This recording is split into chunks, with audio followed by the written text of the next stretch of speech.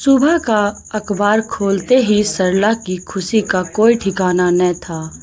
सोनिया की तस्वीर अखबार के पहले पेज पर छपी थी। उसे काशी विश्वविद्यालय की ओर से रिसर्च हेतु जर्मनी भेजा जा रहा था। साथ ही वही नौकरी भी मिली है। उसकी सफलता की खबर पढ़कर सरला की आंखें छलक पड़ी। इसी बेटी के लिए उसने क्या कुछ नहीं सुना था। न जाने किसका खून है। सारे दिन लड़के की तरह पतंग उड़ाती फिरती है। लड़कियों वाले कोई भी लक्षण नहीं है इसमें। अभी आसमान में उड़ रही, जिस दिन काटे गिरेगी किसी को मुंह दिखाने लायक नहीं रह पाएगी। सास की इन चुभती बातों से आह सरला ने उस पर हाथ उठा दिया था और गृह कलह से तंग आकर माँ के पास छोड़ आई थी। बढ़ते बच्चे को नानी भी कब तक बंद रखती। तभी उसके बचपन की सहेली नीरा, जो वाराणसी के एक गर्ल्स हॉस्टल की वार्डन थी, उसने हॉस्टल भेजने की बात कही, जो सरला को जच गई। वो दिन और आज का दिन बच्ची ने पीछे मुड़कर न देखा। अब इतनी बड़ी उपलब्धि हासिल करने वाली बेटी, गर्व हो रहा था। इस बात की सूचना जब उसने सास को दी तो उनका चेहरा सफ़ेद पड़ गया था। उन्हें क्यों कर लगाव होता। वह उसके पहले पति की बेटी जो थी, वह शादी के पहले महीने ही गर्भ में रह गई थी। किसी तरह शादी के 5 महीने निकले। रोज की लड़ाई व शारीरिक यातनाओं से परेशान होकर आखिरकार सरला ने तलाक ले लिया। पर बच्ची पेट में थी तो उसे तो जन्म देना ही था। समय पूरा होते ही नन्ही दुनिया में आ गई। नक्शिक से एकदम अलग थी। न तो वह माँ की परछाई थी और न ही अपने पिता की। किसी को इस बच्ची से कोई लेना देना न था। राघव सरला से प्यार करता था और उसने बच्ची के साथ स्वीकार भी किया, मगर अपनी माँ के साथ रहने के कारण वह भी कुछ न कर सका। ऐसे में नानी ने ही पाल पोस कर बड़ा किया। वही लाड़ दिखाती, मगर अन्य बच्चों की तरह सोनिया भी माँ के आंचल के लिए तरसती रहती। सरला को उसके दुखों का आभास था। जानती थी कि अपनी माँ की गोद के लिए सोनिया का मन तड़पता है, पर वह अपनी नई घर गृहस्थी में व्यस्त हो चली थी। बेटे का जन्म के बाद तो सोनिया का रहा सहा हक भी जाता रहा। सब साथ रहते, हंसते बोलते, पर उसे सारे रिश्ते झूठे लगते, दिखावा लगता। अब इस छोटी सी उम्र में जिंदगी के हर थपेड़े से लड़कर उसकी बेटी विजेता बनी है। उसकी इस उपलब्धि की बधाई वह कलेजे से लगा कर देगी। सरला की ममता बेटी से मिलने के लिए तड़प उठी। उसके पास समय कम है, आज रात की फ्लाइट है। उसने तत्काल नीना को फ़ोन मिलाया और टिकट लेकर ट्रेन में बैठ गई। दिलदार नगर में, वाराणसी पास ही है। नीना के साथ पिछली बातें याद करने लगी। तुम्हें याद है नीना, जब सास की बात पर तड़प कर मैंने सोनिया के मुंह पर तमाचा जड़ा था और खुद ही रोने लगी थी, मगर सोनिया की आंखों में एक आंसू की बूंद न थी। जाने कैसे पत्थर हो गई थी। हाँ, सरला खूब याद है। तुमने जब कहा कि उसके लिए क्या कुछ नहीं किया, तो उसने कहा था सारी उम्र अपनी ममता से महरूम रखा, नानी के पास छोड़ दिया। एक तरह से अच्छा ही किया। अपने पति व बेटे के आगे मुझे पराया ही पाती होगी, तभी तो तुम ऐसा कर पाई। हाँ, और इस बात का मेरे पास कोई जवाब नहीं है।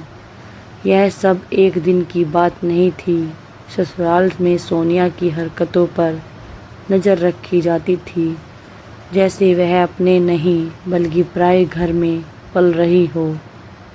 वह एक गलत विवाह की पैदाइश थी, तो इसमें उसकी क्या गलती थी।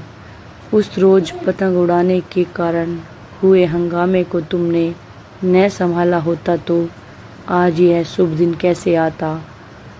उस रोज़ नीना ने ही दोनों को अच्छी तरह समझा बुझाकर शांत किया। उसने ही सोनिया का दाखिला वाराणसी के एक बोर्डिंग में करा दिया। नानी ने इतना बैंक बैलेंस तो छोड़ा ही था जो उसके निर्बाध शिक्षा के लिए काफ़ी था। अब तो वह स्वयं ही अपनी योग्यता के बल पर विदेश जा रही है। आज उसके बेटी के लिए उसका रोम रोम हर्षित था।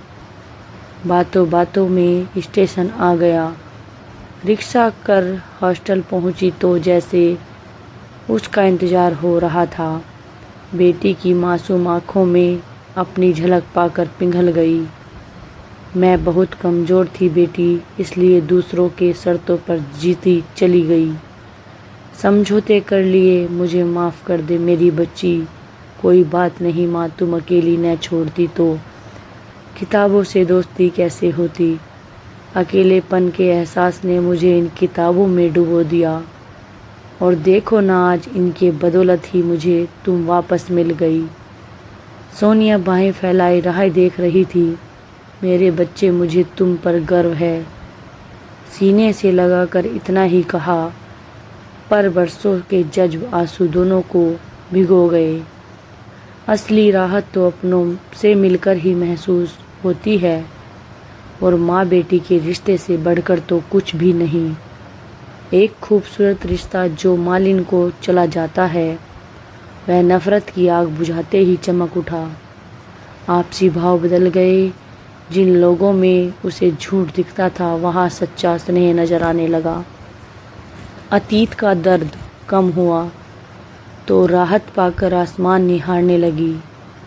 आज फिर आसमान रंग बिरंगे पतंगों से आच्छादित था। कुछ हवा में तैर रहे थे तो कुछ आसमान की ऊंचाइयों को छू रहे थे। तभी एक पतंग कटकर जमीन पर आ गिरी, जिसे देखकर उसका मन भर आया। न जाने ऐसे कितने बच्चे हैं जो माँ बाप के क्षणिक आनंद की प्राप्ति को होते हैं, जिन्हें परिवार का सुख नसीब नहीं होता। कभी माँ बाप के नाजायज संबंध तो कभी के ठकराव के कारण हुए तलाक की सजा भुगतते हैं। उसने मन ही ईश्वर को ध्यान दिया और उन्होंने ईश्वर को धन्यवाद किया। उन्होंने ही उस रोज़ नीना को भेजा और उसके लिए माध्यम से सोनिया को एक नई राह दिखाई। ऐसा न हुआ होता तो शायद वह भी टूटकर बिखर गई होती। ओहो, बातों में इस समय का पता ही नहीं लगा। रात के 10 बज गए तो नीना और सरला सोनिया को छोड़ने लाल बहादुर शास्त्री एयरपोर्ट आ गई। सोनिया चेक इन के अंदर चली गई। कुछ ही देर में वह पतंग के सामान अपने आसमान को छूने हेतु हर पीड़ा से स्वतंत्र होकर उड़ जाएगी। दोस्तों, आज की ये हमारी कहानी आप सबको कैसी लगी, कमेंट बॉक्स में लिखकर ज़रूर बताएं। और अगर आप हमारे चैनल पर नए बंदे हैं तो आप हमारे इस चैनल को सब्सक्राइब ज़रूर करें और बेल आइकन नोटिफिकेशन को ऑल पर सेट कर लें, ताकि हमारी आने वाली हर नई वीडियो का नोटिफिकेशन सबसे पहले आपको मिल सके। दोस्तों, वीडियो देखने के लिए धन्यवाद। दोस्तों, कल फिर मिलते हैं एक नई वीडियो के साथ। तब तक के लिए जय श्री श्याम। दोस्तों, आज को अगर ये कहानी आपको अच्छी लगी हो तो आप कमेंट बॉक्स में लिखकर हमें ज़रूर बताएं, और आपको और किस टाइप की, किस तरह की कहानी सुननी पसंद है, हमें कमेंट बॉक्स में लिखकर ज़रूर बताएं, ताकि हम आपको उस तरह की कहानी सुना सकें और आपका मनोरंजन कर सकें। तो दोस्तों, मिलते हैं नेक्स्ट वीडियो में। तब तक के लिए धन्यवाद।